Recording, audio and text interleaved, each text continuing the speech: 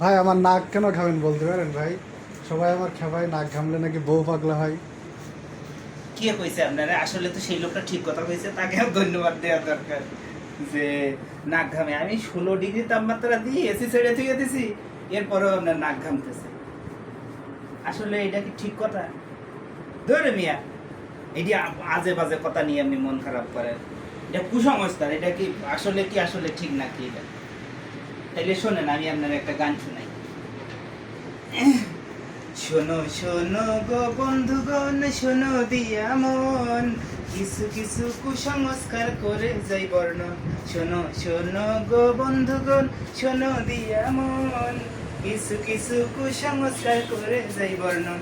যেমন ব্যাং ডাকিলে বৃষ্টি আসে, মোরগ ডাকলে ভোর, কুকুর ডাকলে লেজ গুটিয়ে ছিটকে পালায় চোর, পেশা ডাকলে অশুভ হয়, শকুন ডাকলে মরণ।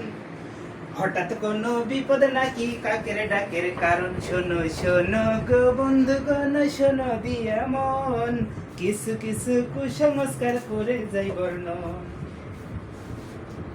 ওরে পাখি ডাকলে কুটুম আসে মিষ্টি হাতে নিয়ে, বৃষ্টি মাঝে রোদ হাসিলে শিয়াল মামার বিয়ে। ওরে পাখি ডাকলে কুটুম আসে মিষ্টি হাতে নিয়ে, বৃষ্টি মাঝে রোদ হাসিলে শিয়াল মামার বিয়ে। ভালো মন্দ যাচাই যদি টিকটিকি ঠিক ডাকে, সেই ছেলেটা বউ পাগল হয় ঘাম থাকে যার নাকে। সেই ছেলেটা বউ পাগল হয় ঘাম থাকে যার নাকে। শোনো শোনো গো বন্ধুগণ, শোনো দিয়া মন, কিছু কিছু কুসংস্কার করে যাই বর্ণন। বুঝছেন? এগুলো হলো আসলে কুসংস্কার।